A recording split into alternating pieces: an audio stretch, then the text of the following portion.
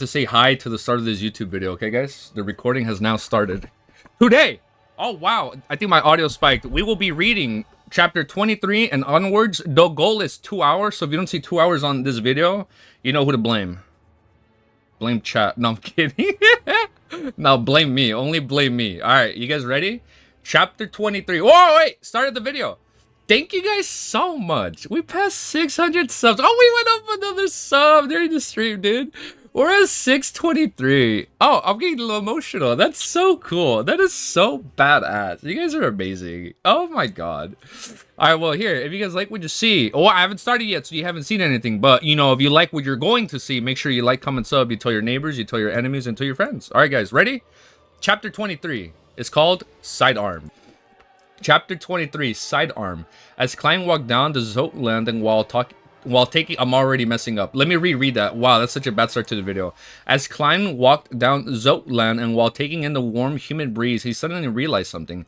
He only had 3 pence of change. If he returned to the Iron Cross Street via the public carriage, it would cost him 4 pence, so he's short one. If he were to hand over 1 gold pound note, it would be akin to using a $100 bill to buy a bottle of cheap mineral water back on Earth. There was nothing wrong with that, but it was just quite awkward to do so. Quick side note, the other day at the gym, I spent more on 1 bottle of water than a gallon of gas. Make that make sense. So I empathize with this statement already. There was nothing wrong with that, but it was just quite awkward to do so. Should I use 3 pence to travel 3 kilometers and walk the rest of the journey? I don't know how to convert that into miles. Would that be 6? Klein reached into his pocket with one hand as he slowed down his pace, considering other solutions. That won't do. Soon he rejected the idea. It would take a while to walk that remaining journey. Considering how he was carrying 12 pounds, a massive fortune, it was not safe. Furthermore, he had deliberately not brought the revolver with him. Oh, he left it. Afraid that the Nighthawks would confiscate it if he were to encounter the danger that instigated Welch's death, there was no way he could fight back. Get some change for a nearby bank? No way. There's a 0.5%. There's a 0.5% processing fee. That's way too extravagant. Klein shook his head silently. Just the thought of the fees involved painted his heart. I empathize with that, dude. Having rolled out one solution after another, Klein's eyes suddenly lit up when he saw a clothing shop in front of him. That's right. Wouldn't the normal course of action be buying something appropriately priced to get some change?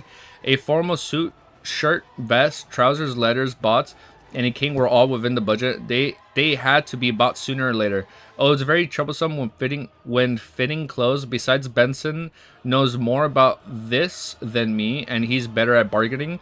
I should consider it only after he's back. Then should I buy a cane? That's right.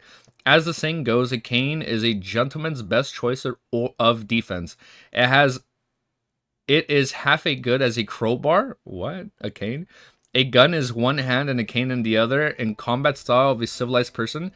Oh, he's going to be using a cane when he fights?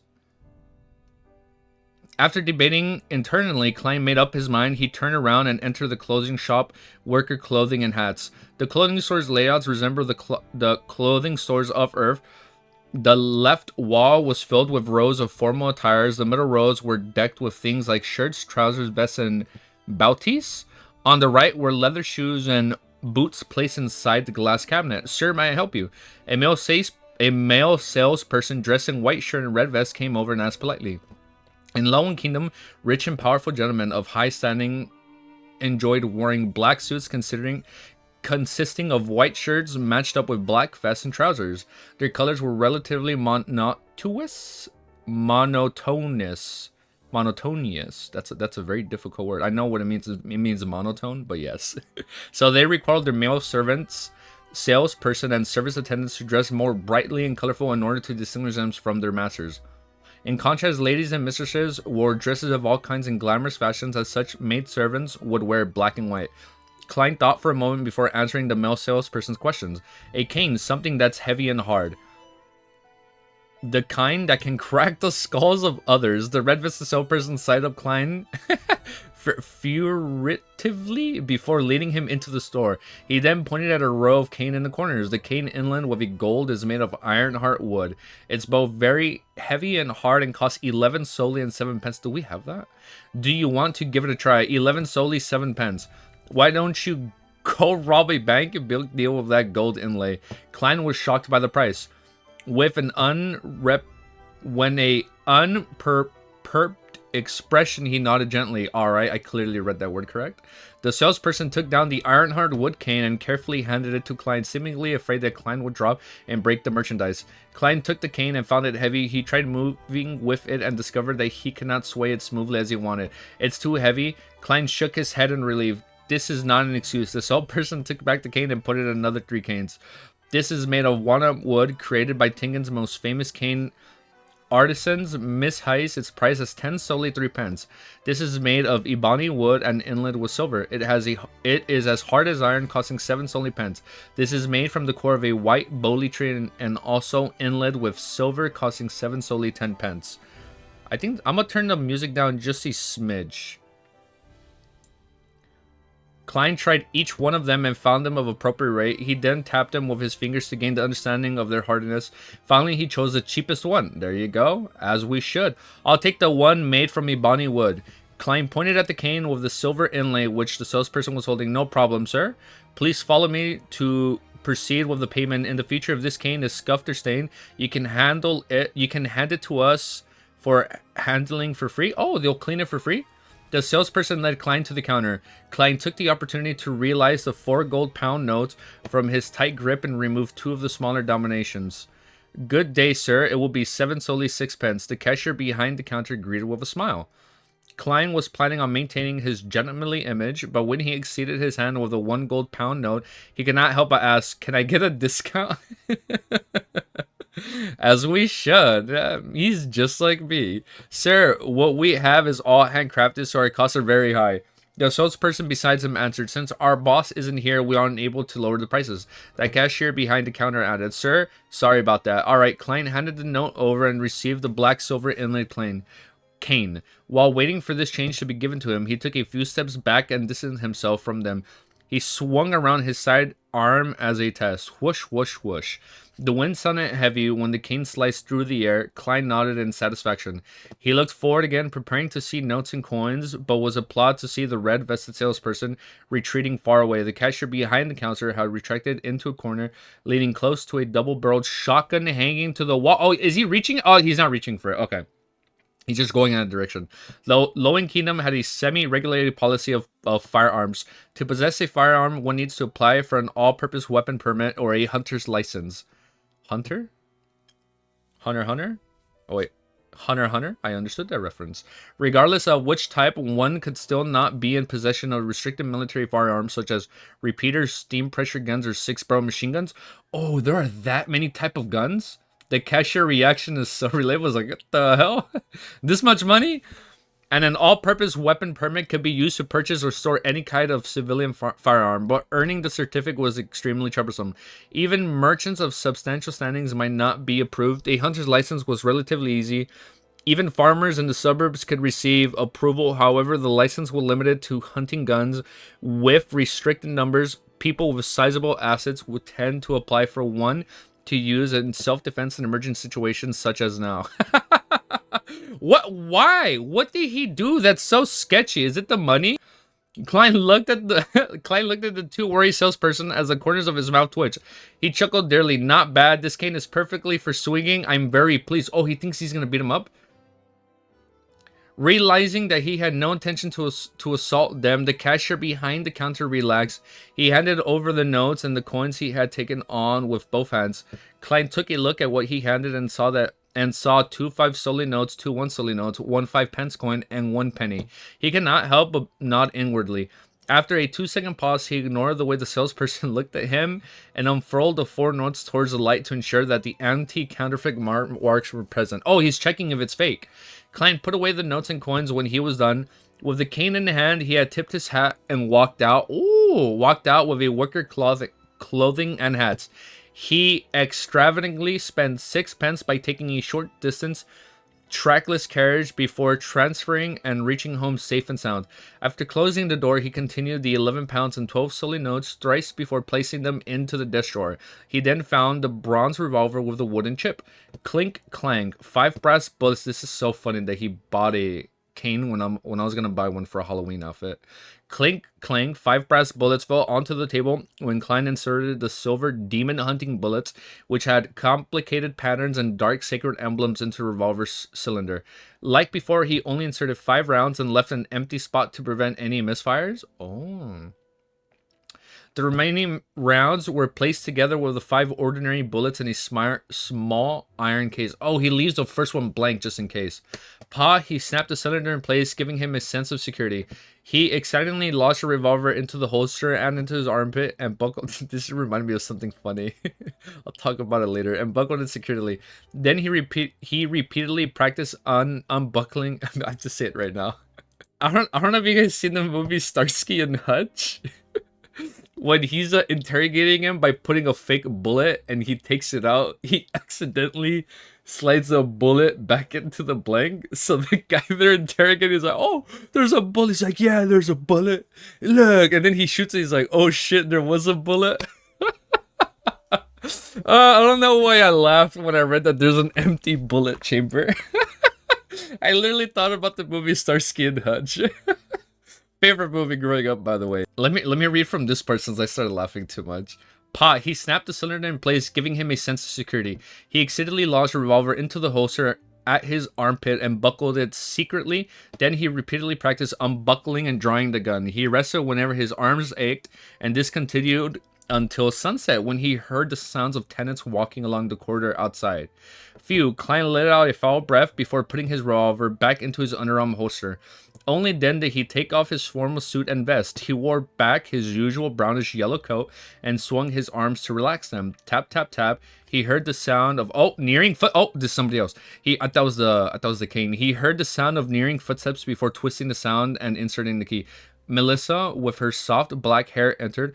Her nose twitched a little as she swept her gaze towards the unlit stove. The luster in her eyes dimmed slightly. Klein, I'll heat up the leftovers from last night. Benson will likely be home tomorrow. Oh, we're going to meet his big brother? Melissa turned to look at her brother. Klein had his hands in his pockets as he leaned against the edge of the desk. He smiled and said, no, let's eat out. Eat out? Melissa questioned in surprise. How does Silver Crown Restaurant and Dame Foldy Street sound? I heard they serve delicious food, suggested Klein. But Melissa was still confused. Klein grinned and said, to celebrate my new job. You found a job? Melissa's voice rose unknowingly. But isn't Tinkin University interview tomorrow? Another job. Klein gave a faint smile before fishing the stacked notes from the drawer. They even gave me an advance of 4 weeks' pay. Melissa looked at the gold pounds and slowly as she widened her eyes. Goddess, you? Day? What did you get? This, Klein Express froze as he deliberated on his words. A security company whose mission is to seek, collect, and protect ancient relics. They were in need of a professional consultant. It's a 5-year contract earning me £3 a week. Ooh, were you vexing? That's a really good cover. Were you vexing over this last night? Asked Melissa after a moment of silence. Klein nodded. Yes, although being an academic at Tinkin University is respectable, I preferred this job. Well, it isn't bad either. Melissa gave an encouraging smile. Oh, what a supportive sister. She asked half suspiciously and half curiosity.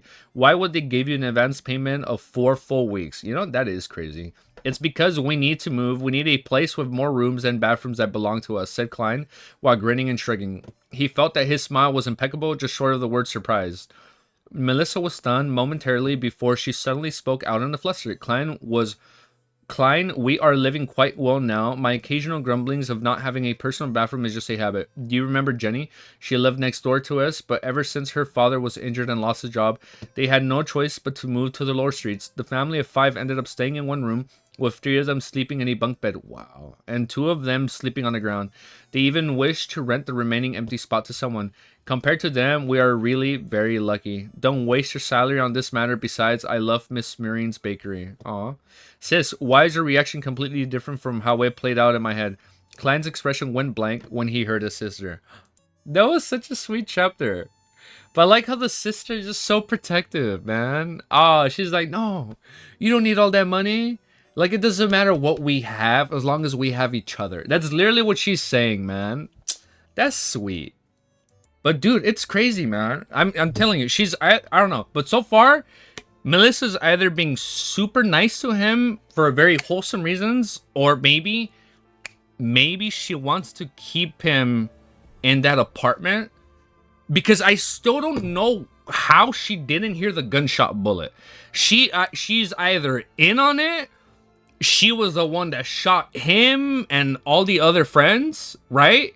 And she's the main culprit, or I don't know. There's something. It's just I find it sometimes when they're too nice to you, it scares me a little bit.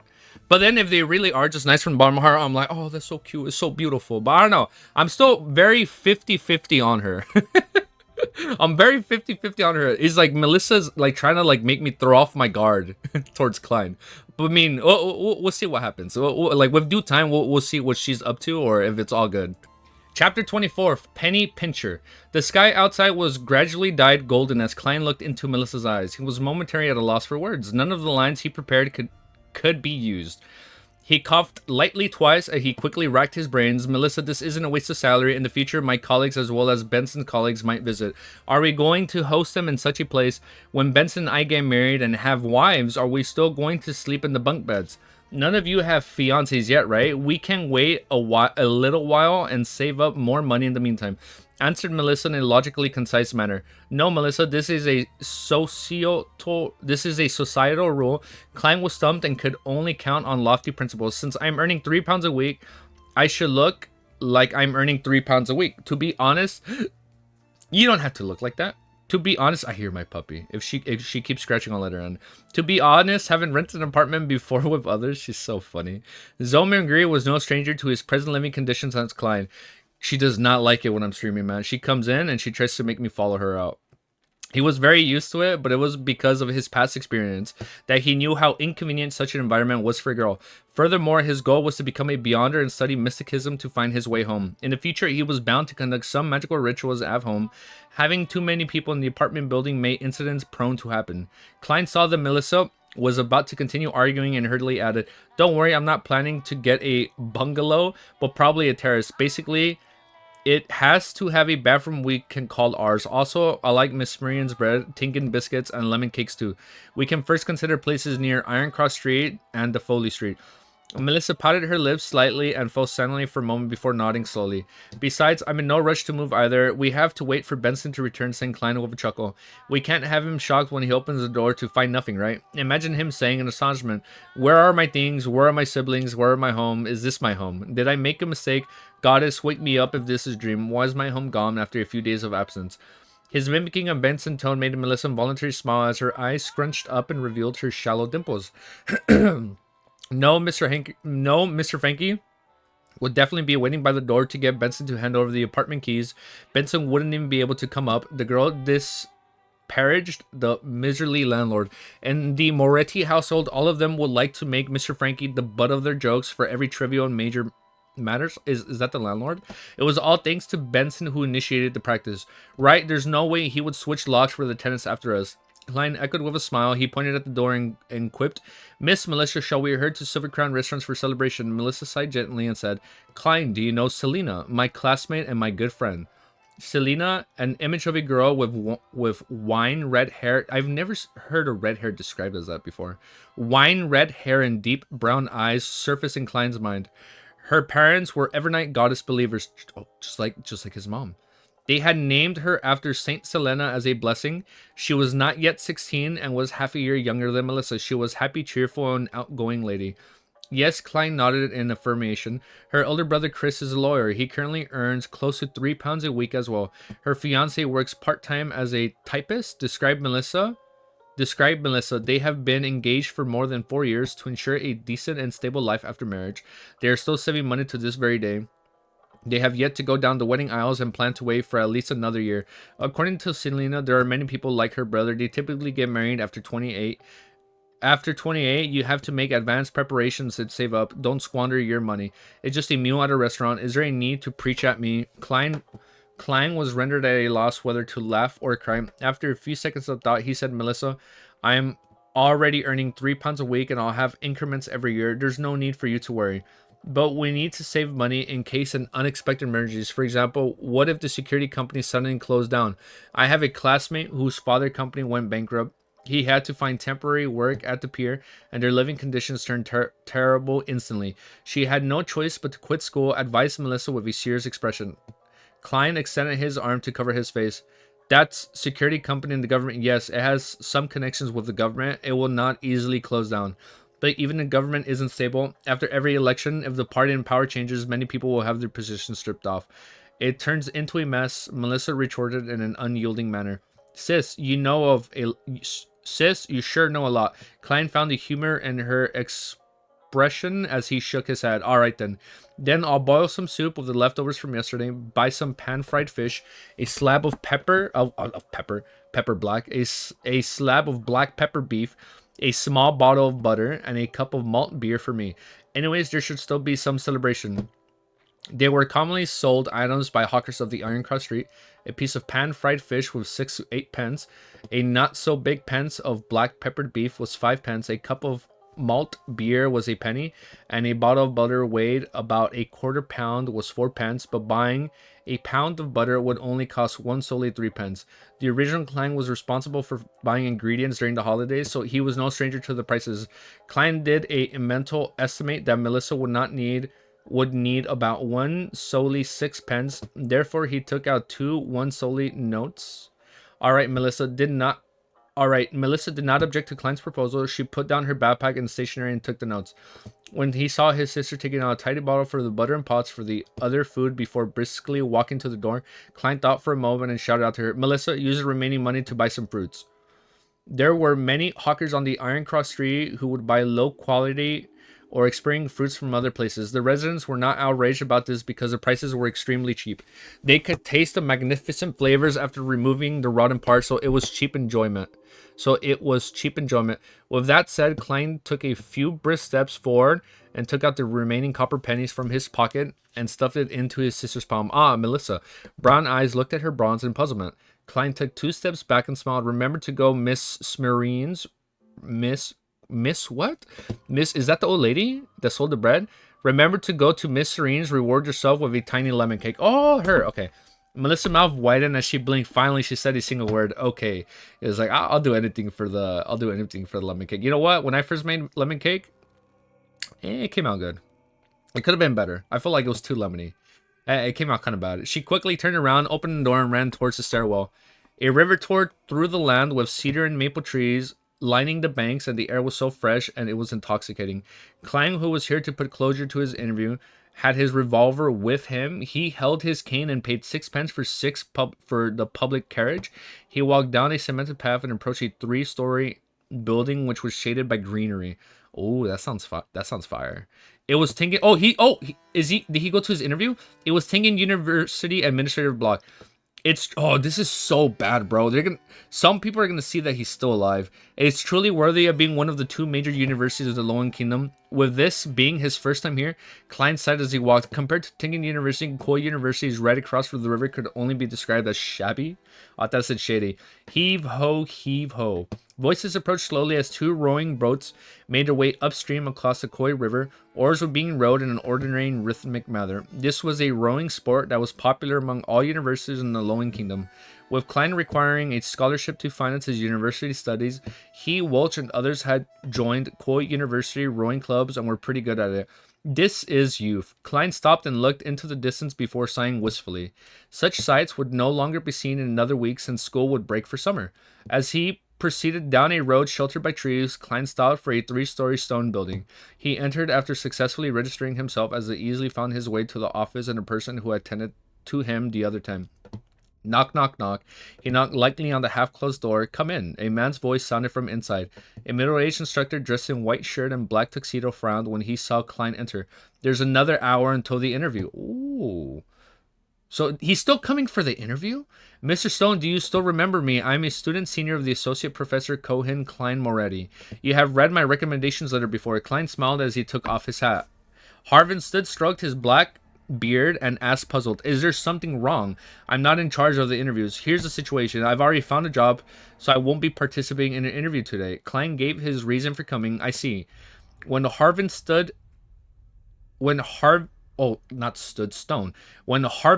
learned of the reason, he stood up and reached out his right hand. Congratulations, you're a really polite lad. I will inform the professor and senior associate's professor. Ooh, that's not good. Klein shook Harvin's hand and planned on making a little small talk before bidding him farewell when he heard a familiar voice behind him. Moretti, you found another job. Klein turned around and saw an elder with a head of a silver hair that left a deep impression of his silhouette. His deep blue eyes sunk deep into his face, and his deep blue eyes sunk deep into his face, and he had few wrinkles. The man looked as sharp as he did in his black tuxedo. Bro, he sounds like one of the Fremen from Dune, you know, with the blue eyes.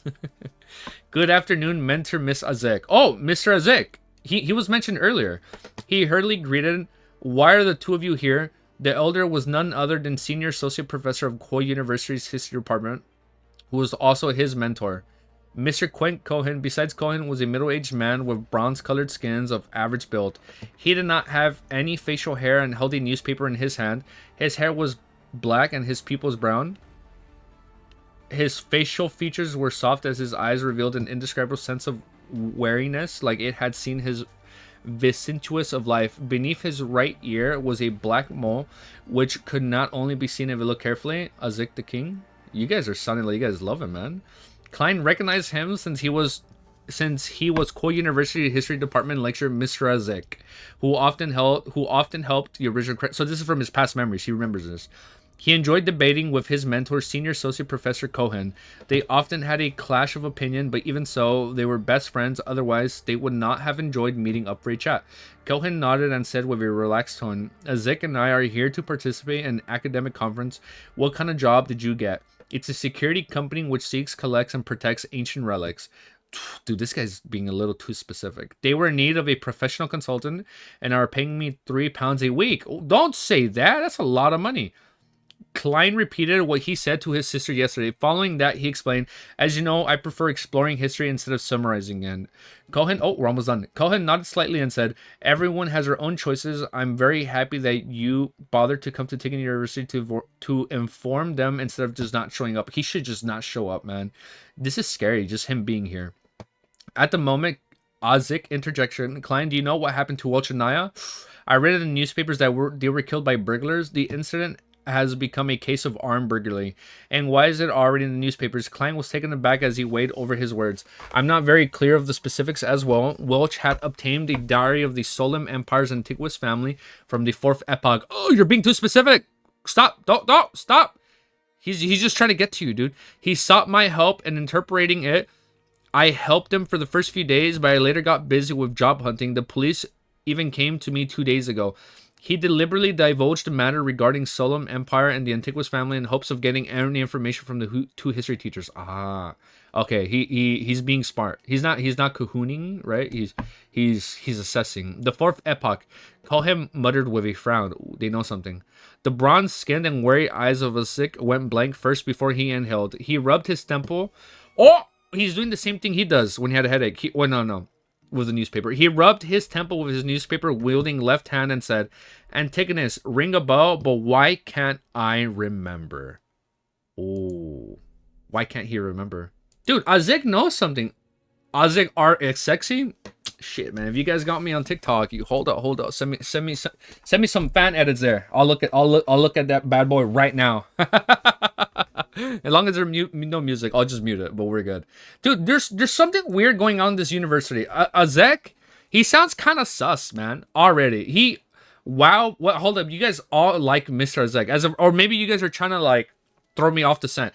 As of right now, he sounds sus. And also the other guy, what was it, Mr. Cohen? They have to be hiding something, dude. Like, the way I see it, I don't want him to go to the university and tell him, like, oh, I'm dropping out. Like, I don't want to participate. Because there's probably somebody in that school that's related to their murders, to his friend's murders. And if they're there and they see Klein, they're going to be like, oh, shit, I thought we capped him. Right? I don't know. It's either that or I'm reading too much into it. But anyways, we'll be moving on to the next chapter. Chapter 25 is called Cathedral. While Azik muttered to himself, he subconsciously shot a glance at Quentin Cohen. So that's his first name, Quentin Cohen, seemingly hoping for him to jolt his memory. Cohen, with his deep-set blue eyes, shook his head without any hesitation. I do not have any impressions of it. All right, then. Perhaps it just shares a root word. Azik lowered his left hand and gave a self-deprecating laugh. Klein was rather disappointed with the outcome, and he could not help but add on, Mentor Mr. Azik, as both of you know, I'm very interested in exploring and restoring the history of the 4th epoch. If you ever recalled anything or obtained relevant information. Could you please write to me? No problem. As a result, Klein's actions today, the silver-haired senior associate professor was rather pleased with him. Azik also nodded and said, if you address still the same as before, for now, I'll be moving soon. I'll write a letter to inform you when the time comes, replied Klein in a respectful manner. Cohen shook his black cane and said, it is indeed about time you moved to a place with a better environment. At the moment, Klein caught a glance at the newspaper in Azek's hand. He deliberated on his words before saying, Mentor, Mr. Azek, what did the newspapers regarding Welch and Naya? I only learned a little bit from the police who were in charge of investigations. Azek was just about to answer when Cohen suddenly pulled out the pocket watch that was linked to his black tuxedo by a golden chain. They're onto something. Clink. He opened the pocket watch and tapped his cane. The meeting is about to the meeting is about to begin. Azek, we can't be delayed any further. Give the newspaper. Oh, okay, so they're just gonna give him the newspaper. Give the newspaper to Moretti. All right, Azek handed over the newspaper he had read. Oh my god, I read that so wrong. All right, Azek handed over the newspaper he had read to Klein. We will be going upstairs. Remember to write a letter. Our address has yet to change. It's still in Kohyung University History Department office. Ha ha ha. He laughed as he turned around and left the room with Cohen. Klein took off his hat and bowed. After watching the two gentlemen leave, he bade farewell to the owner of the office, Harvin Stone. He proceeded across the corridor and slowly exited the gray 3-story building. With his back against the sun, he lifted up his cane and unfolded the newspaper and saw the title, Tingen Morning Post. Tingen sure has all sorts of newspapers and magazines. There is the Morning Post, Evening Post, and Honest Paper, Buckland Daily Tribune. That's a lot of different categories. Tussock Times, family magazines, and book reviews. Klein casually recalled the several names that surfaced in his mind. Of course, a number of them were not local. They were distributed via stream locomotives. Now that the paper making and printing industries were getting more advanced, the cost of newspapers had already decreased to the price of a penny. The audience it reached also grew wider and wider. Klein did not scrutinize the details. Wait. I don't know. Let's reread this part again. Clyde did not scrutinize the details of the newspaper, quickly flipping the news section with the report, armed burglary robbery. According to the police department, the scene at Mr. Welch's home was a horrible sight. There was missing gold, jewelry, and money, as well as anything valuable that could be easily taken away. Not even a penny was left behind. There is reason to believe that this was done by a merciless group of criminals that would not hesitate to kill the innocent, such as the Mr. Welch and Madame Naya. Once one sight of their faces were caught. This outright contempt for our kingdom's laws. This is a challenge to public security. No one wishes to have such an encounter.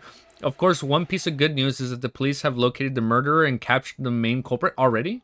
We will do our best to provide news of any follow-ups. Report John Browning. The matter has been handled and covered up. As Klein walked through the boulevard, he nodded in a hardly noticeable manner. He flipped through the newspaper as he strolled down the path, reading other news articles and serials in process. Suddenly, he felt the hairs on his back of his neck stand. What's happening? As though needles were stabbing him. Someone is watching me? Observing me, monitoring me. Various thoughts welled up as Klein had a faint realization. Back on Earth, he had once felt an invisible gaze before ultimately discovering the source of the gaze. However, it had never felt as crystal clear as what he was experiencing right now. This was the same in the original Klein's memories fragments. Oh, so the original Klein was being kind of stalked like this. What is the transmigration of the mysterious look, enchantment, ritual which enhanced my sixth senses? Klein fought back the urge to seek the observer, using his knowledge from reading novels and watching movies. He slowly gained his pace and put away the newspapers before looking towards Koi River. Wow, that's crazy notification. Okay, no, we're gonna ignore that. Following that, he acted as if he was admiring the scenery, slowly turning his head in different directions. He acted natural as he turned around, taking in everything with his eyes. This guy's smart. Whenever he knows something is sus, he's like, just ignore it. He's read too much fiction to know. Don't go there. It's like in movies. Do not split up. Other than trees, grassy plains, and students passing in the distance, there was no other person there. But Klein was certain that someone was watching him. Klein's heart raced as his blood surged through his body with intense thumping. He unfolded the papers and covered half his face, afraid that anyone would discover anything wrong with his expression. Meanwhile, he clenched his cane and readied himself to draw his gun. Oh. 1 step, 2 steps, 3 steps. Klein proceeded forward slowly. The feeling of being spied upon remained, but there was no sudden outburst of danger. He walked, Klein Big Brain? Yeah, it's Big Brain, dude. Time for undercover operation. Yeah, somebody's stalking him, dude. He walked through the boulevard in a somewhat stiff manner and arrived at the waiting point for a public carriages when a carriage pulled up coincidentally. Iron Zoe, no Champion Street. Klein continually dismissed his thoughts. He originally planned on heading home immediately, but he was afraid of leading an observer of unknown motivists to his apartment. Following that, he thought of heading to Zotland Street to seek help from the Nighthawks or his colleagues. However, he thought otherwise. Afraid that he would end up alerting his enemies and exposing Nighthawks, therefore he casually chose somewhere else. 6 pence? The ticketing officer replied routinely. Klein did not bring any gold pounds with him today. He had hidden the money in the usual spot and he had only taken 2 solely notes with him. And before he came, he had spent the same amount of money, leaving him with only solely 6 pence. Therefore, he took out all his coins and handed them to the bickering officer. Dude, he's still being followed? He really is? No, he's Big Brain. He's already like Sherlock. He's like... He's gonna analyze everything with just like a little ketchup stain on somebody's bow tie in the future, just like in the show. He found a seat after boarding the carriage, and finally, with the closing of the carriage doors, Klein felt the unease of being watched vanish. Oh, he's gone. He exhaled slowly as he felt his limbs tingle silently. What do I do? What should I do next? Klein looked out of the carriage as he racked his brains for a solution. Until he was clear about the intentions of the person watching him, Klein had to assume that there were malicious intent. Many thoughts sprang up in his mind, but he dismissed them. He had never experienced such an event and had to use a few minutes to organize his ideas. He had notified the Nighthawks only they could truly get rid of this threat. But I can't head there directly or I might expose them. Perhaps that might be their goal. Following this... he's like, maybe they're... like, so he can't go home and he can't go to the Nighthawks.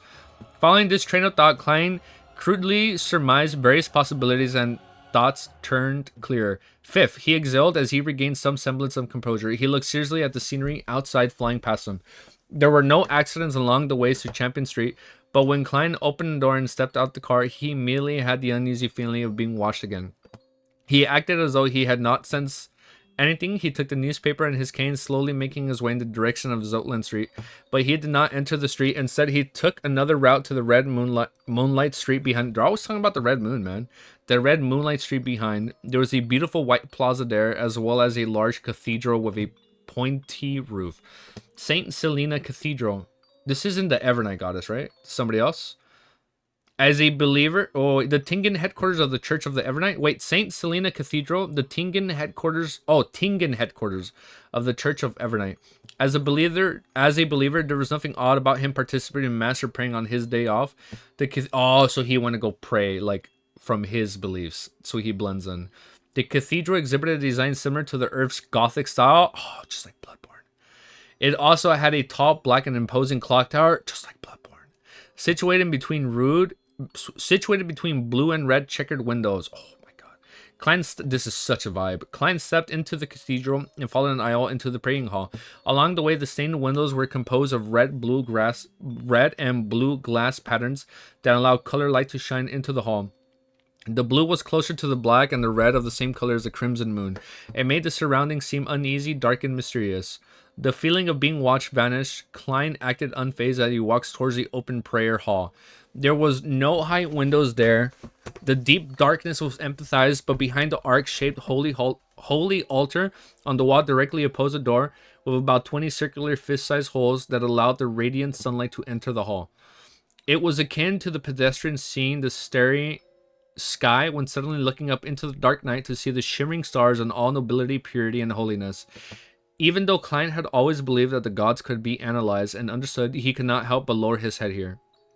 The bishop were preaching in a gentle tone as Klein silently made his way down the aisle that split the pews. Is that the aisles? That split the pews into 2 columns. Okay, yeah. He searched for an empty area close to the passageway before slowly taking a seat. Leaning his cane onto the back of the pew in front of him, Klein took off his hat and placed it onto the lap together with the newspaper. Then he clasped his hands together and lowered his head. The entire process was done slowly and routinely, as though he was really there to pray. Klein closed his eyes as he silently listened to the bishop's voice in the darkness. Lacking clothes and food, they have no covering in the cold. They are drenched by rains and huddled around in rocks for lack of shelter. They are orphans snatched from the breast, hope lost on them. They are the poor that have been forced off the proper path. The Evernight did not forsake them, but bestowed them with love. echoed, amplified as they entered the ear. They entered his ear, Klein saw a swamp of darkness in front of him as he felt his spirit and mind cleansed. He calmly took it until the bishop finished his preachings and ended mass, after which the bishop opened a confessional door beside him. Men and women began lining up. Klein opened his eyes and donned his hat once more. With his cane and newspaper, he stood up and found a place in line. It was his turn. After more than 20 minutes, he stepped in and closed the door behind him. There was darkness in front of him. My child, what do you wish to say? The bishop's voice sounded from behind the wooden damper screen. Klein took out the 7th Unit Special Operations Department badge from his pocket and handed it over to the bishop through the opening. Someone is tailing me. I wish to find Dunsmith. As though he had been infected by the silent darkness, his tone turned softer as well. The bishop took the badge, and after a few seconds of silence, he said, turn right from the confession booth and walk... Oh, this is crazy. Turn right from the confession booth and walk to the end. There will be a secret door to the side. Oh, because all churches connect to the Awa Academy tunnels, right? What are the tunnels called again? Where it has a Chanis gate that can't be opened? Oh, yeah, because all the churches are connected to the underground tunnels. Oh, man. There will be a secret door to the side. Someone will lead you the way after you enter. As he spoke, he pulled a rope inside the room, causing a particular priest to hear a chime. Klein retrieved his badge and took off his hat and pressed it to his chest. He gave a slight bow before turning around and exiting. After confirming that his feelings of being watched was gone, he wore his top hat without any excessive emotions. He held his cane and turned right until he arrived by an arched altar. He found the secret door and wall facing his side. He silently opened it before sneaking in quickly. The secret door... This is so cool. The secret door closed silently as a middle-aged black-robed priest appeared under the illumination of gas lamps. What is it? The priest asked tersely. Klein showed his badge and repeated what he said to the bishop. The middle-aged priest did not ask further questions. He turned around and proceeded forward in silence. Klein nodded and took off his hat. With his black cane, he followed silently and rode. Roseanne had once mentioned that heading left from the crossroad towards the Chanis Gate would reach St. Selena Cathedral. Alright, man. I think we did it, right? Chapter 25. That was a good chapter. It was super sketchy, dude. He's being followed and we don't know who it is. Like, who would it be? I already know it. It's either Professor Azik or Cohen from the university stalking Klein. They're probably super shocked that Klein is alive after he's dead. So they're probably playing it off and they're friends, right? They're trying to be all goody.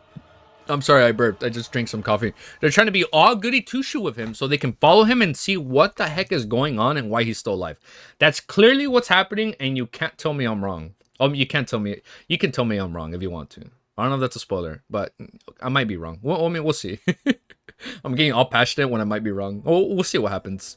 All right, guys. Chapter 26 is called Practice. Tap, tap, tap. The sound of footsteps echoed through the dark, narrow corridor, which was otherwise silent. Klein kept his back straight as he kept up with the priest's pace. He did not pose questions or chat idly with him, remaining silent like the witness of a body of water.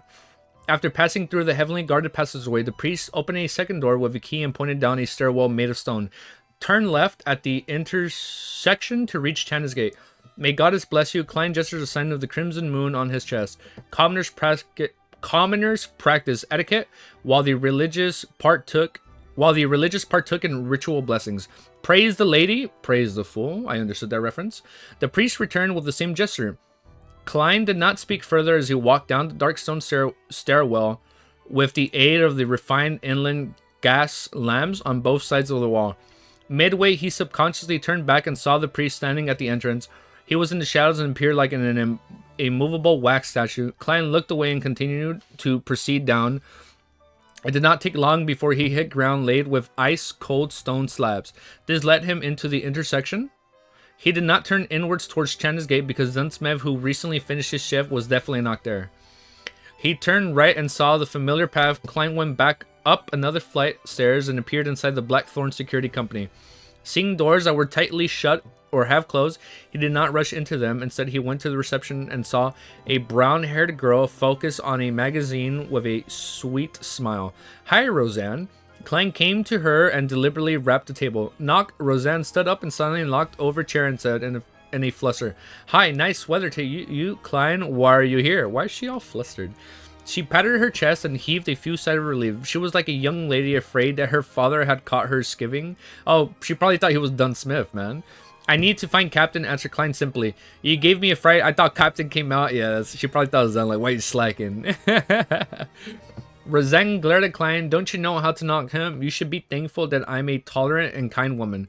Well, I do prefer the term lady. Is there a reason why you are looking for Captain? He is in a room opposite to Miss Oriana. Even though he felt uptight, wow, my voice squeaked right there. Even though he felt uptight, Klein was so amused by Roseanne he smiled. He pondered for a moment before saying a secret. Roseanne's eyes widened, and while she reeled in her disbeliefs, Klein did a slight bow before bidding her farewell. He went through the reception patterns and knocked on the door on the first office come night. On the right. Come in, Dunsmith's deep and gentle voice sounded. Klein pushed the door and opened before closing the doors behind him. He took off his hat and bowed. Good morning, Captain. Good morning. How can I help you? Dunn's black trench coat and hat were hanging on a clothes standing to his side. He was dressed in white hair and black vest. Even though his hairline was rather high, his gray eyes were deep, and he appeared much easier. Someone is following me, Klein honestly answered without any embezzlements. Dunn leaned back and clasped his hands together. His deep gray eyes silently looked at Klein's eyes. He did not follow up on the topic of being followed and instead asked, You came from the cathedral? Yes, Klein answered. Dunn nodded gently. He did not comment on the merits or demerits as he switched the subject back. It might be that Witch's father doesn't believe the cause of death that we reported, and he had hired a private investigator from Wind City to investigate the matter. Mid-Seer Hires Constant City was also known as Wind City. It was a region with extremely advanced coal and steel industries. It was one of the top 3 cities of the Lowen Kingdom. Before waiting for Klein to give his opinion, Dunn continued. It might also be a result of the notebook. We happen to be investigating where Welch received the Antiquus family notebook. Of course, we can't eliminate other people of the organizations that might be seeking out this notebook. What should I do? Klein asked in a serious voice. Without a question, he hoped that it was the first reason. Dunn did not immediately answer him. He raised his coffee mug and took a mouthful. His eyes not showing the silver... Ooh, I almost touched the power. Ooh, that would have been scary. He raised his coffee mug and took a mouthful, his eyes not showing the sliver of a ripple. Return the way you came, then do anything you wish. Anything. Klein returned with a question. Anything. Dunn nodded with certainty. Of course, do not scare them off or violate the law. All right. Klein took a deep breath and bade him farewell. He left the room and went back underground. He turned left and at the intersection and bathed in the light from the gas lamps on the 2 walls. He arrived silently to the empty, dark, and cold passageway. The sound of his footsteps echoed, making him sound more alone and terrified. Finish my homework? Let's go. Yeah, let's go, dude. So Klein arrived at the stairwell. He went forward and saw a shadow standing there, the middle-aged priest. The two did not say a word when they met. The priest turned around in silence and made way. He proceeded silently before returning to the prayer hall. The circular holes behind the arched altar were still as pure as bright, while the darkness and silence of the building's interior remained. There were still men and women lining outside of the confessional, but much fewer than before. Damn, man, there's a lot of people lined up. After waiting for a moment, Klein slowly left the prayer hall with his cane and newspaper as though nothing had ever happened, successfully leaving St. Selena Cathedral. The moment he walked out, he saw the burning sun. He immediately regained... Oh, it's already morning? He immediately... Oh, no, it was already... The sun was already up. He immediately regained the familiar feeling of being observed. He felt like he was prey being eyed by a hawk. Like the Nighthawk. Suddenly, a question surfaced in his mind. Why didn't the observer follow me into the cathedral? Although I could still have used the dark environment at the priest to conceal my temporary disappearance, would it be hard for him to continue monitoring me by pretending to pray? If he had not done something wrong, there would be no problem walking in with an open and above-board manner, right? Unless the person had some dark history, making him afraid of the church or fear of the bishop, knowing that he might have the powers of Beyonder. In that case, the likelihood of it being a private investigator is very slim. Klein exhaled and no longer acted as nervously he was previously. He took a casual stroll before going around and to the back of Zotland Street. He stood at an ancient-styled building with the mottled walls. The address on the door was number 3. His name was the Zotland Shooting Club. Part of the police department's underground shooting range was open to the public as a way to earn some additional funds. Klein went in, and the feeling of being watched vanished instantly. He took the opportunity to hand over his special operations department badge to the attendant. to the attendant. After a short verification, he was led underground to a small confined shooting. 10-meter targets. Klein informed the attendant simply next to retrieve the revolver from his underarm holster and the box of brass bullets from the pocket. The feeling of being suddenly targeted made his desire to protect himself win over his procrastination. There, he cannot wait to come over to the practice his shooting. After the attendant left, he flicked open the cylinder and removed the... Oh, we're gonna practice? He flicked open the cylinder and removed the silver demon hunting bullets. Following that, he filled the cylinder with normal brass bullets. This time, neither did he leave the empty spot to prevent misfiring, nor did he take off his formal attire and half-top hat. He planned on practicing in his usual getup. Damn, that's such a Chad. Literally Mr. Drip. Mr. Drip. After all, it was impossible for him to shout, "Wait a minute, let me change into something more comfortable," after encountering an enemy or danger. Click. Klein closed the cylinder and rolled it with his thumb. Suddenly, he held the gun in both hands, raised it straight up, and aimed at the target more than 10 meters away. However, he was in no hurry to shoot. Instead, he recalled his experience at the military training. Oh, he had military training? How to form a line with the iron sights and knowledge about a gun's recoil. Man, the recoil is scary, man. Russell. While his clothes rustled, Klein repeated his aim and his holding stance. He was as serious as a student taking a high school exam. After repeating it several times, he retreated to the wall and sat down on a long, soft beach. He placed the revolver to the side, began massaging his arms, and wrestled for quite a while. He spent a few minutes recalling his practice before he picked up the revolver with a wooden handle and bronze cylinder. He got into the standing firing position and pulled the trigger. Bang! His arm trembled and his body moved back from the recoil. The bullet missed the target. Bang, bang, bang. Dang, he's shooting quick. Drawing from the experience he gained, he shot again, and again, until all 6 rounds were finished. I'm starting to hit the target. Klein stepped back and sat down again as he exhaled. Click, he swung the cylinder out and allowed the 6 shells to fall to the ground. Then, without a change in expression, he inserted the remaining brass rounds. After relaxing his arms, Klein stood up again and returned to his shooting position. Bang, bang, bang. Ringing shots echoed at the target as the target shook. Klein practiced and rested repeatedly. He expended all 30 normal rounds at the remaining 5 from before. He gradually hit the target and started aiming for the bullseyes. He swung his sore shoulders and threw out the final 5 shells. When they're empty. The empty rounds, right? He lowered his head and inserted the demon hunting bullets with the complicated patterns back into the gun, leaving an empty spot to prevent misfiring. Oh, because he's done. After putting the revolver back, he's done. After putting the revolver back into his underarm holster, Klein patted the dust from his body and walked out the shooting range to return to the streets. The feeling of being observed arose. Dude, he's still being followed? The feeling of being arose once again. Klein felt calmer than he previously felt as he slowly walked to Champagne Street. He spent 4 pence on a tracked carriage to return to Iron Cross Street before returning to his own apartment. The feeling of being spied upon vanished without trace. Klein took out his keys and opened the door to see a short-haired man nearing his 30s. And is that the other guy that was with Dunn? Oh no, it's Dunn Smith. He opened the door to see a short-haired man nearing his 30s and wearing a linen shirt seated at the desk. His heart tensed up before relaxing him, and Klein greeted with a smile. "Good morning." "No, good afternoon, Benson." Oh, it's his brother! This man was none other than Klein and Melissa's elder brother, Benson Moretti. He was only 25. What? Does he look that old? He was only 25 years, but his receding hairline and decrepit appearance made him look nearly 30. You're telling me because I'm bald, I don't look 30? That's offensive. His receding hairline and decrepit appearance. Look, once he shaves his head, he's gonna show this beautiful bald head, and Benson is he's gonna look beautiful. He's gonna look as beautiful as me once he shaves his head. Okay? Does he? You can spoil it. Does he shave his head? I'm kidding. I'll be quiet. He had black hair. It's like, tell me, does he shave his head? He had black hair and brown eyes resembling Klein somewhat, but he lacked the faint scholarly air which Klein had. "Good afternoon, Klein. How was the interview?" Benson stood up as he grinned. "My boy Benson has arrived." He's here, dude. His black coat and half-tops hat were hanging on a protrusion. Oh, a protrusion on their bunk bed. "Horrible," Klein replied in a deadpan manner.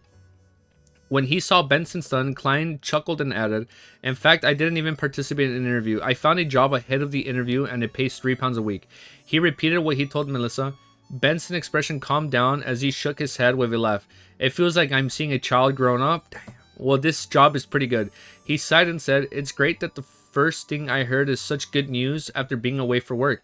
Let's celebrate tonight and buy some beef. Klein smiled, sure, but I believe Melissa will feel the pinch. Let's buy some ingredients later in the afternoon. Let's bring at least 3 soli. Well, to be honest, a pound exchanges for 20 soli. And 1 soli... You did not hear me burp, right? It didn't hear me? Maybe it did. You know what? I won't bring it up. And 1 soli exchanges for 12 pence. There are even denominations like the half pence and quarter pence. That's kind of hard. Such a coin system just goes against logic. Yes, thank you. It's so troublesome. Yes. Can we just do... Once this guy is rich, we'll just go by, I assume, gold pounds. I think it must be one of the most foolish coin systems in the world. When he said that, he saw Benson's expression turn stern, feeling a little uneasy. He wondered if he had said anything wrong. Could it be that in his lost memory fragments of the original Klein, Benson was an outright extremely nationalist who showed no tolerance for anything negative? Benson took a few steps and refuted him with a stern expression. No, it is not. No, it is not one of, but the most foolish coin system. Ah, he agrees. Not one of. Klein was taken aback, but he quickly snapped his senses. He looked at his brother in the eye and laughed. Indeed, Benson was great at mocking humor. Bro, they're going to get along so well. Benson lifted the corners of his lips and said in all seriousness, you should understand that to institute a reasonable and simple coin system, one needs to know how to count the graphs, the decimal system. Unfortunately, there are too few talents among those important figures. What? Does he say nobody knows how to count? I like it. I like it. These brothers are already getting along so well, man. I love them. This is so sweet. So now we've seen his relationship with his sister, Melissa. Now we're going to see his relationship with his brother, Benson. I'm kind of hyped to see this. Now he has like a big brother. Brain did not work. Yeah, no one knows how to count the currency. I don't know how to count this. It's kind of hard for me. I'm just waiting for the point where this dude is so filthy rich after becoming a Beyonder that he only starts paying in gold pounds, and then he starts helping out his community. That's what I'm hoping for. That's what I'm hoping happens in this series, and nobody in his community dies. A difficult mono system makes it easier to scam the poor out of their money. So if it's simple currency, everybody has a chance to scam. Older society where higher-ups are not necessarily highly educated. Okay. So the higher-ups aren't that smart, so they need a complicated system so they can't finesse other people, right? I guess that's what I got out of it, right? So it's just to prevent scamming. That's why it's so hard and complicated. Yeah, this sounds really hard and complicated so far. But it's cool. I like the chapter, dude, man. Let's keep going, man. Let's keep going to the next chapter. Chapter 27 is called Siblings Dinner. Oh, I'm excited to read this. It's simply sharp and incisive. Klein burst out in laughter. Using the rich experience he had from his previous incarnation, he had another insult. In fact, there is no evidence to suggest that those important figures have any brains at all. Good, very good. Benson roared with laughter as he gave a thumbs up. Klein, you are a lot more humorous than before. After taking a breath, he continued, I have to go to the pier in the afternoon. I'm only off work tomorrow. After that, I'll have time to the Tinkin City Housing Improvement Company with both of you. Let's see if you have any cheap and good Terrence houses for rent. Also, I need to pay Mr. Frankie a visit. Our landlord, the perplexed Klein asked, does our current landlord have some Terrence houses from pretty good districts under his name? Benson shot his brother a glance and said, amusing, have you forgotten the 1-year rental contract we have with him? As it has only been 6 months, Klein immediately drew a gasp of cold air. He had really forgotten the matter. Although rent was paid once a week, the lease was a year long. If they were to move now, it was equivalent to a breach in contract. If they were taken to court, they would have to compensate large sums of money. You are still lacking in societal experience. Benson touched his receding black hairline and said wistfully, this was a clause I had fought so hard back then. If not, Mr. Frankie was only willing to lease it to us for 3 months each contract. To those with money, landlords would sign leases for a year, 2 years, or even 3 years to seek stable income. But for us, the past us, and our neighbors, the landlords would have to be constantly worried that something bad might happen, depriving them of their rent. Therefore, they would only sign short-term contracts. Oh, okay. In that case, they can often raise the prices according to the situation. Klein surmised and added, using the original Klein memories and his own experiences as a tenant. Benson sighed and said, this is the cruel reality of today's society. All right, you don't have to worry. The issue with this contract can be easily resolved. To be frank, even if we owe him a week's rent, Mr. Frankie would have immediately thrown us out and confiscated whatever value items we have. After all, his intelligence is below that of cruelly haired badoons?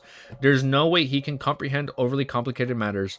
Upon hearing this, Klein suddenly recalled a peculiar Six Humphrey meme. He shook his head and said seriously, "No, Benson, you are wrong." Why? Benson was puzzled.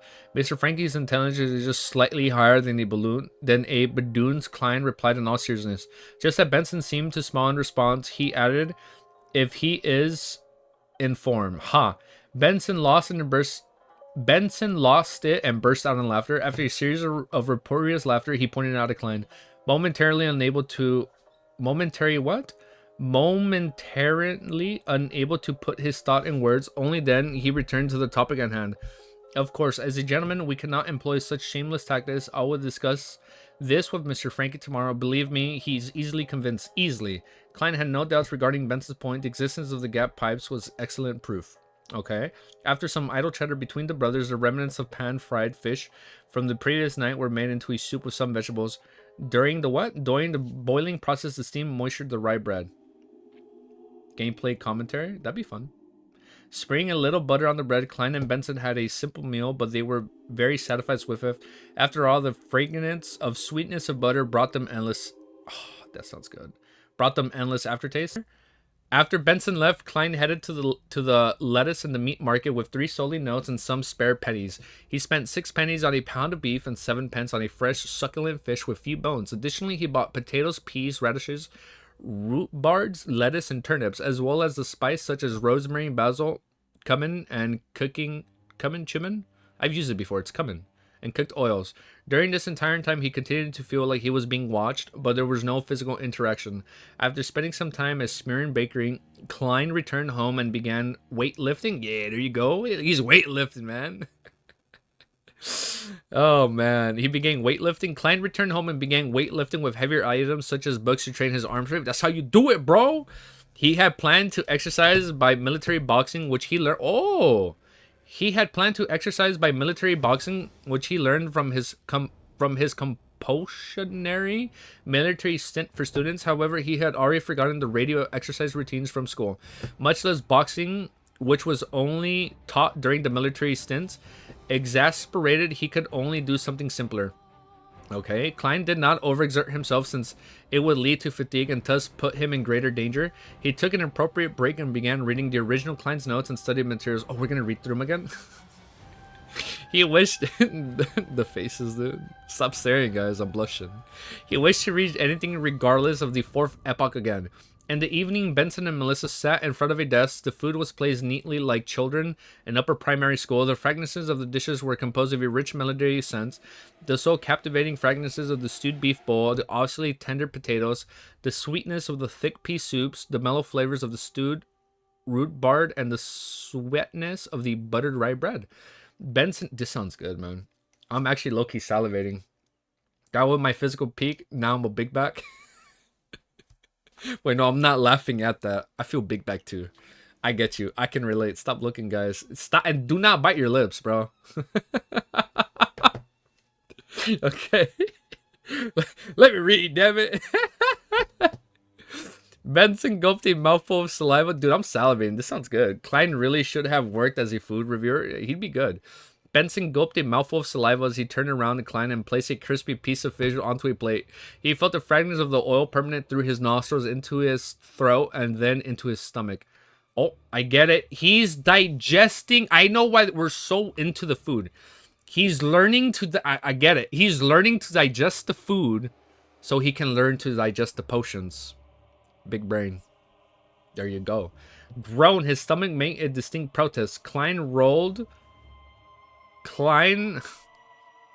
up his sleeves in the help of a plate of fried fish before placing it into the middle of the tidy desk. Following that, he returned to the cupboard and took out 2 large cups of ginger beer and placed them where he and Benson sat. He smiled at Melissa and took out a lemon pudding as if he were performing a magic trick. We'll have a beer while you'll have this. Thank you. Melissa took the lemon pudding. When Benson saw this, he raised his cup and said with a smile, "This is to celebrate Klein finding a decent job." Klein raised his cup and clinked it with Benson before clinking it with Melissa's lemon pudding. Praise the lady.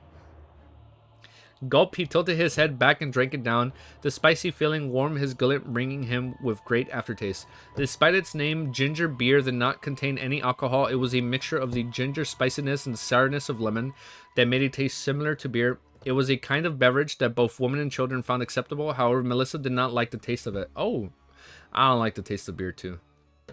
I'm too white, man. I like my water seltzer. Praise the lady. Benson drank a mouthful as well as while Melissa took a nibble of the lemon pudding. She chewed it and repeatedly before swallowing down unwittingly. Give it a try. Klein put down his cup and picked up his fork and spoon and pointed it at the table full of food. He was most pessimistic of his thick pea soup. After all, he had never eaten something so strange on earth.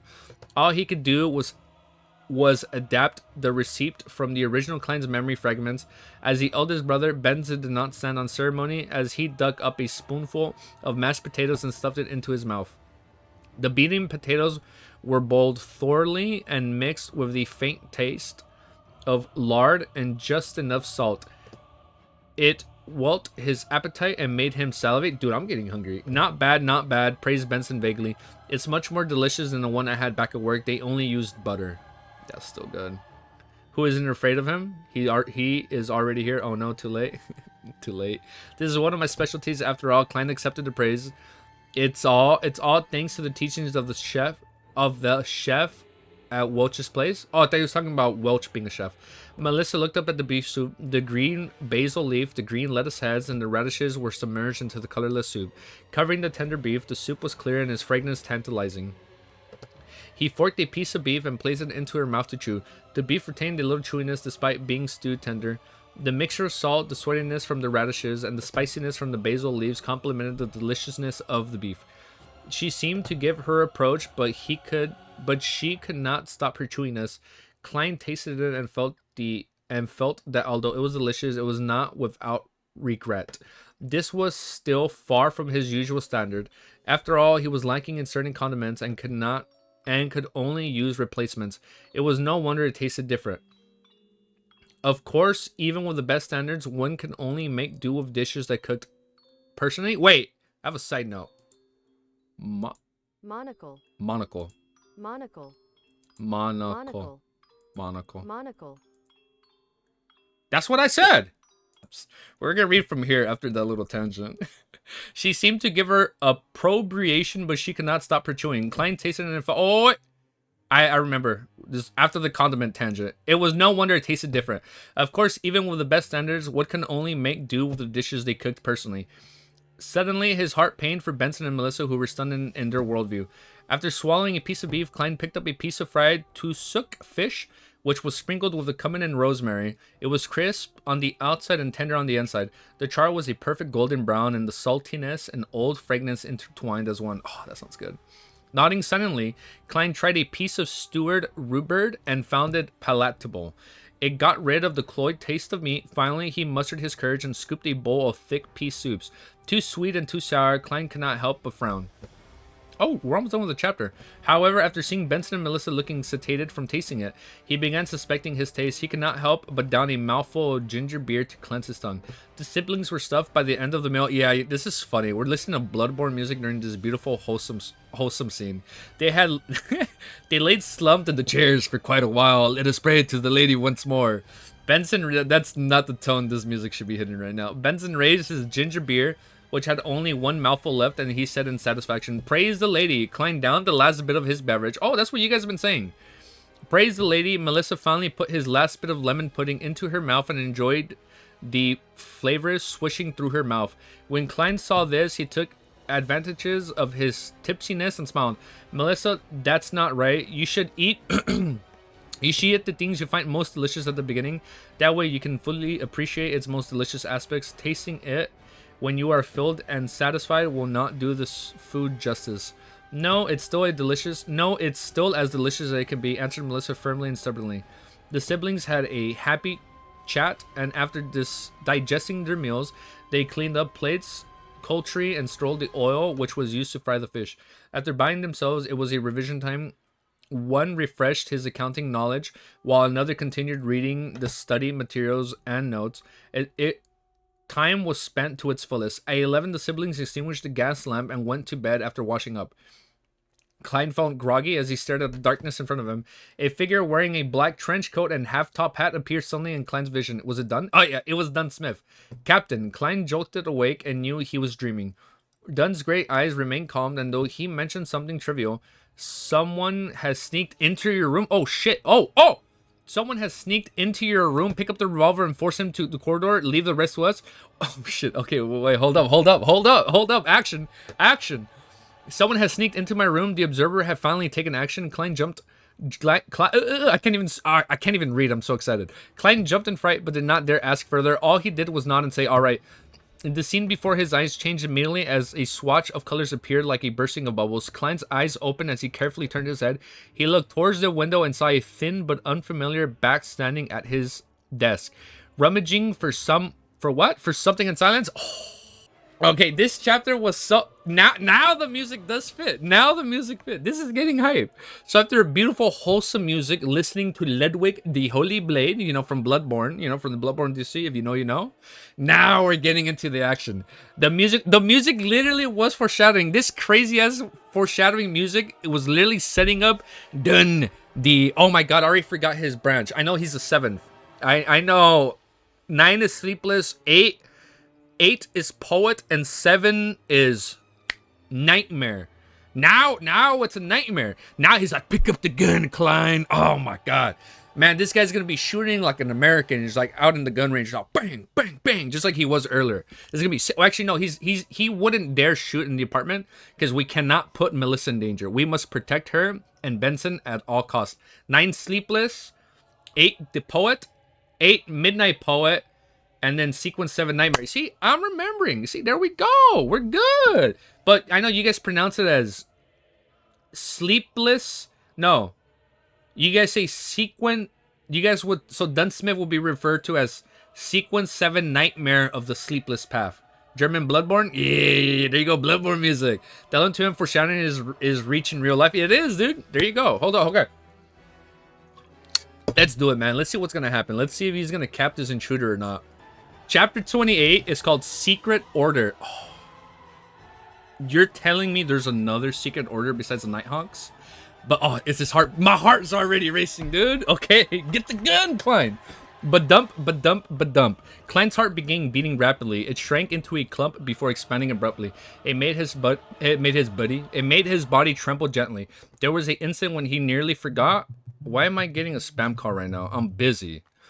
There was an instant when he nearly forgot what he had to do until the lurking figure suddenly paused. The figure prickled his ears silently as though listening for any changes. Blood flowed back from his brain as Klein regaining the basic cognitive abilities. He reached beneath the pillow for the wooden grip of the revolver. He felt the firm but smooth feeling as he rapidly calmed down. He silently and slowly pulled the revolver out and aimed it at the trespasser's head. Oh, let's play Omen. I lied. Omen isn't playing. Okay. He pointed at the trespasser's head. To be honest, he had no confidence in striking the intruder. Although he was already able to stabby hit the target during practice, a moving person and a fixed target were completely different. He was not arrogant enough to confound the two together. However, he vaguely remembered someone from his previous life. The general idea was that a nuclear weapon wielded the greater strength before its launch. The principle held in his current situation. The best deterrence was before he shot. By not pulling the trigger or shooting blindly, the intruder was able to determine whether or not he was a complete rookie who had an extremely high chance of missing him. His worries and fears would make him deliberate more, resulting in him restraining himself. He's what was the word you guys were saying in the meeting? He's cooning or he's buffooning? Wait, no, cooning is something else. That has nothing to do with Lord of the Mysteries. Buffooning? Okay, oh, you're gonna go? No, bro, Sand, it's okay, bro. I mean, we'll be on tomorrow at the same time. I'm gonna go. I have to get ready for a race. You kill it, bro. You knock that shit out the race, bro. You knock them all out. No mercy, bro. Just like in Cobra Kai, no mercy. Win. We're all winners. I'm right here, right? In an instant, another thought arose in him. It immediately made Klein turn decisive. He was not the kind of person who turned calmer when faced with danger. Instead, he had already managed the situation when he faced the observer, using intimidation instead of attacking. The foodholic empire had an idiom: when there is precaution, there will be no danger. When Klein pointed his gun at the intruder, the thin man froze suddenly as though he had sensed something. Oh.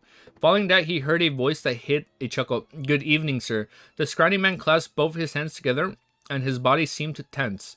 Klein sat on the lower bunk, aimed at the person's head with the revolver, and he tried to speak as leisurely and as naturally as he could. "Please raise both of your hands and turn around. Try to do it slow. To be frank, I am very timid and I get nervous easily. If you move too quickly, I can be frightened, and I can't guarantee that there will be a situation where I misfire." "Yes, that's right." The scrawny... Man, this is scary, dude.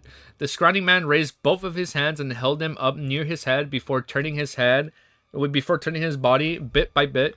The first thing that came into view was a black tight suit with neat buttons. Next, he caught a pair of brown eyebrows that were thick and sharp. The intruder's deep blue eyes... Oh, I knew it! It's Cohen. It's from the university. The intruder's deep blue eyes didn't reflect beer. I told you. He had thick blue eyes. That came out wrong. He had thick blue eyes and brown eyebrows. I knew it. The intruder's deep blue eyes didn't reflect fear, but rather gazed upon Klein with the intensity of a ferocious beast. It seems that if Klein were careless for a second, the other person would leap forward and tear him to pieces. He clenched the hand tightly and he tried his best to appear calm and indifferent. It was only when the thin man faced him completely did Klein jerk his chin towards the door. He softly and gently said, "Sir, let's take this outside. Do not disturb the beautiful dreams of others." Oh, I understood that reference. Just like Dunn Smith. "Oh, do keep your motion slow. Lighten your footsteps a little too. It's basically courtesy for a gentleman." The thin man's cold pupils rolled as he swept Klein a glance. He continued raising his hands as he walked slowly to the door. Under the revolver's aim, he twisted the hand and slowly opened the door. When the door was half open, he suddenly lowered himself and rolled forward. The door was pulled by a strong wind and it closed with a slam. Benson, who was on the top bunk, was stirred. He almost woke up in a daze. Oh, he almost woke up. At that moment, a leisurely and serene melody entered from outside. The heavy and comfortable voice started to sing. "Oh, the threat of horror, the hope of crimson. One thing at least is certain, that this life flies. One thing is certain, and the rest is lies. The flower that..." Oh shit, is he doing a chant? Or he's just saying a poem? "The flower that once had blossomed forever dies. The poem seems to possess..." Oh shit, is he a poet? "The poem seemed to possess the powers to calm and relax others." Benson, who was on the top bumping, and Melissa, who was in another room, again fell asleep amid their grogginess. Klein's body and mind was also peaceful and quiet. He nearly yawned. The way the thin man had darted off was so agile that he could not react in time. Looking at the closed door, he smiled and muttered to himself, "You might not believe it, but pulling the trigger would not release a round." The empty chamber to prevent misfiring. Following that, Klein listened to the midnight poem as he patiently waited for the battle outside to end. Within a minute, the tranquil melody, which resembled the reflection of the moonlight on the surface of a lake, stopped, and the dark night resumed its deep silence. Klein silently spun the cylinder and moved the empty chamber away as he waited for the outcome. He uneasily waited for a full 10 minutes, just as he wondered as if he should investigate. He heard Dunn Smith's staid and worn voice from the outside. "It's settled?" "Phew," Klein exhaled. He had his revolver and took his key. Barefooted, he carefully approached the door before silently opening it to see the black trench coat and the half-top hat. Dunn Smith was standing there with his deep and calm gray eyes. He closed the door behind him and followed Dunn to the end of the corridor and stood amid the weak crimson moonlight. "It took me some time to enter his dream," said Dunn calmly as he looked at the red moon outside the window. "Do you know his background?" Klein felt a lot more relieved. Dunn nodded and said, "An ancient organization known as a secret order?" "What?" "They were established in the 4th epoch." That lines up with the book. "They were established in the 4th epoch and are related to the Solemn Empire. A number of fallen aristocrats of that period. The Antigonus family dietary came from them. Due to members' negligence, it entered the antique market and it was attained by Welch. They had no choice but to send people in search of them." Without waiting for Klein's question, he paused before continuing. "We will capture the remaining members that have according to the clues. Well, they might not end too well.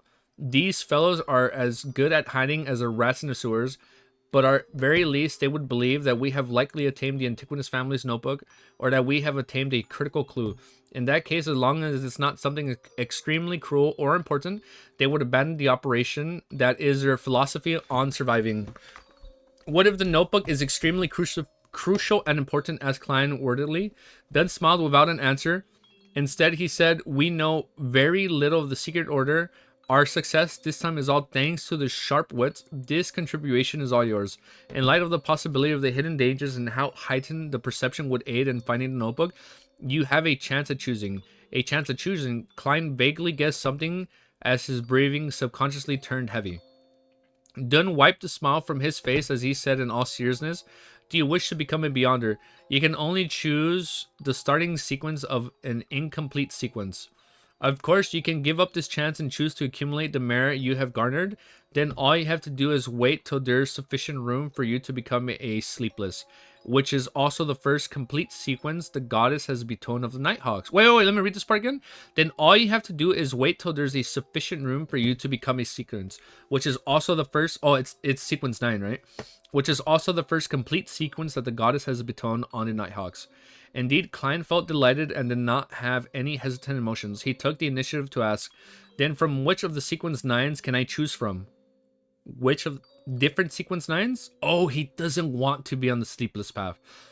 "I have to have detailed information to decide whether to give up or accept, as well as to choose which one." This is where he picks.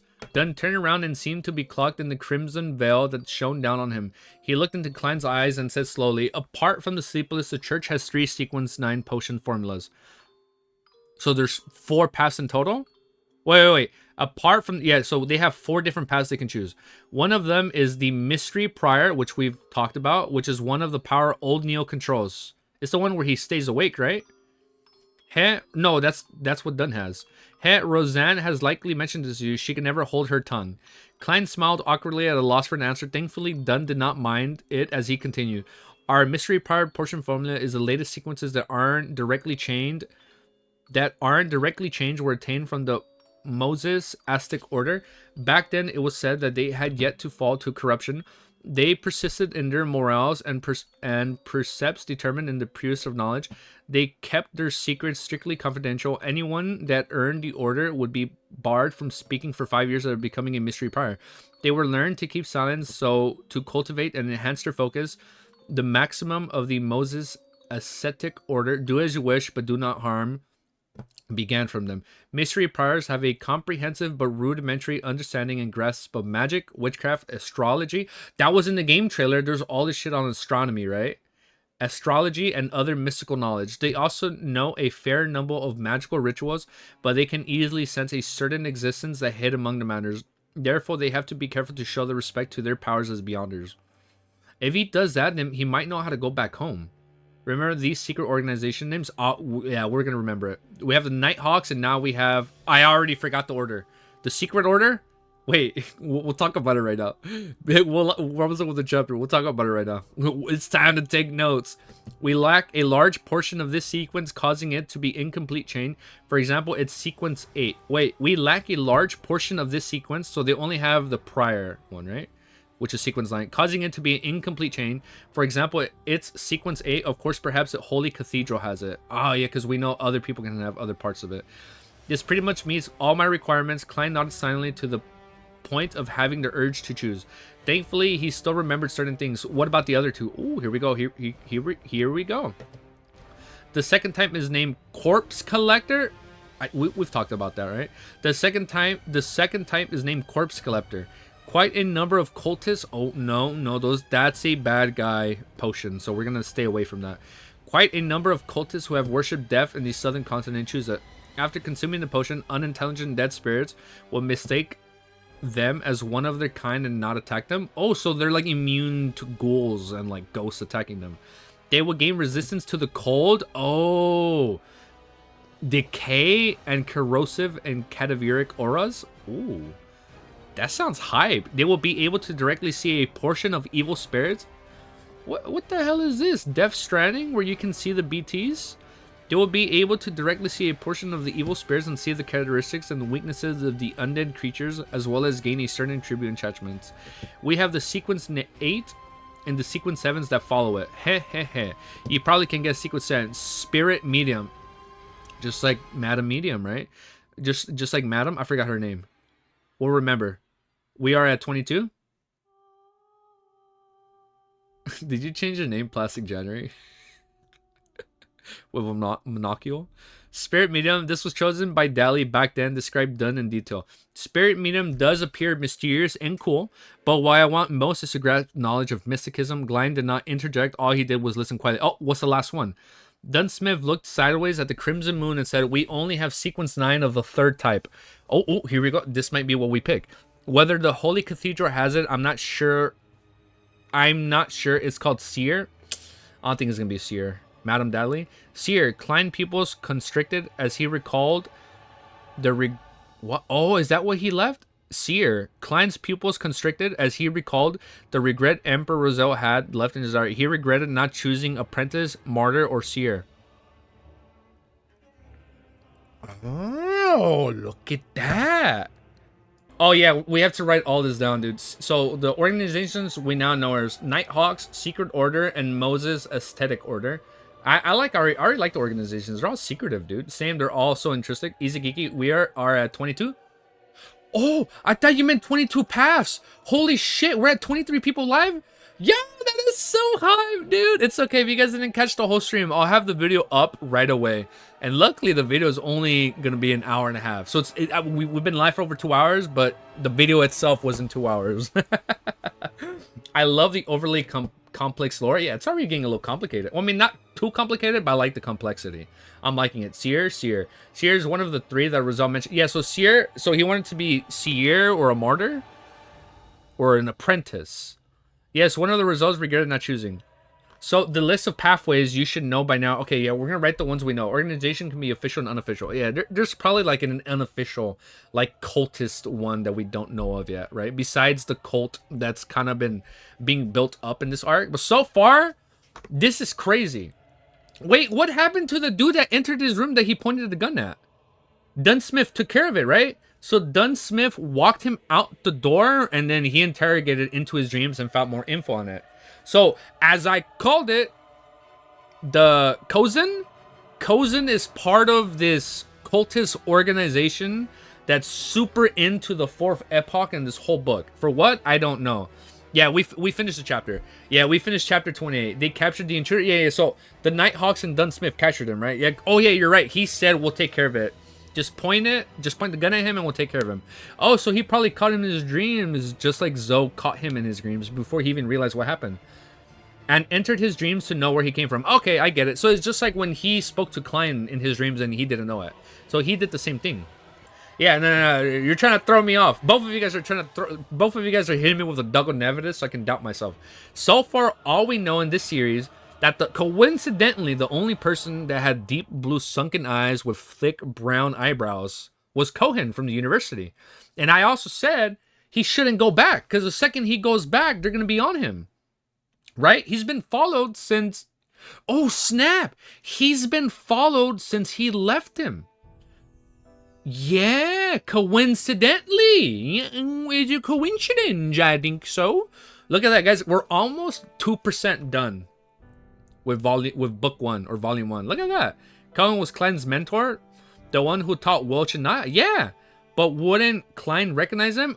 It was dark. Melissa turned off the lights. I remember. I can't see anything in here when it's nighttime. So you know what? I don't judge him. All he probably saw was like his silhouette. Yeah, everything is reasonable developments. Yeah, I think Klein would recognize them. We love coincidence. I love me a good coincidence. We'll see. Maybe you hold up. His adrenaline was spiking, so we don't know yet. I am proud this man is already making theories. I'm proud. You proud of me. I believe in the you that believes in me. That's proud of you.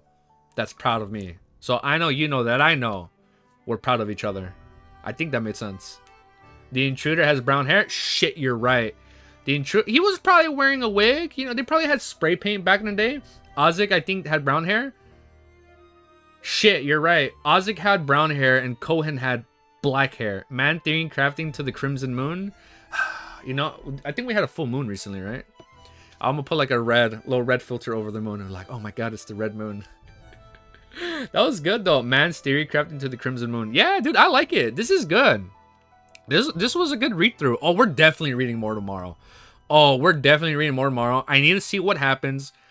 Wait, do we know what day it is in the series? Because we know the meetings are on Monday, right? At 3 p.m., right? Man, you know what we're going to do? When we get to that part, we're going to end stream right away.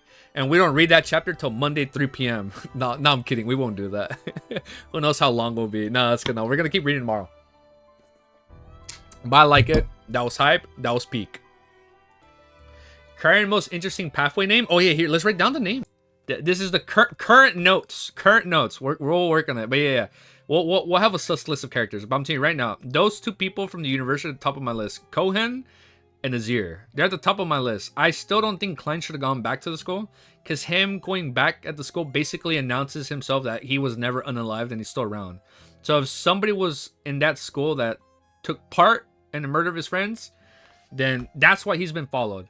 I took notes too when I was reading, because otherwise I was gonna remember a lot of it. I probably won't remember a lot of it. Yeah, we're gonna have to work on these notes. But look, we got the notes tabs, we got the timestamp tabs. I think we're doing good. I think we're moving up. I think we're doing good, guys. All right, I think that's gonna be the end of the video though. So if you guys like what you see and you want to see more, make sure you like, comment, sub. You joined this beautiful, ever-growing community. We hit 623 subs today. That is wild. I'm gonna go cry in the corner now. But if you guys want to see more, make sure you tune in tomorrow. Oh, thank you. I know. I'll write down the sequence numbers right now. I got you. No, yeah. I'll write down the sequence numbers. I'll have it all numbered. I'll have the pathways in alphabetical order, because I don't think it's like, oh, Sleepless is stronger than Mortar in terms of strength. But yeah, it's okay. We'll you know, proof of concept. We'll work on it. We got it. So we're gonna end the video right there, guys. If you want to see more, I'll see you guys tomorrow. As long as this video goes live right away, I will see you guys tomorrow. All right, peace. Or by the time you're watching this video, there should be a scheduled live stream up. All right, guys, peace. And I'll see you guys tomorrow, okay? Later, guys.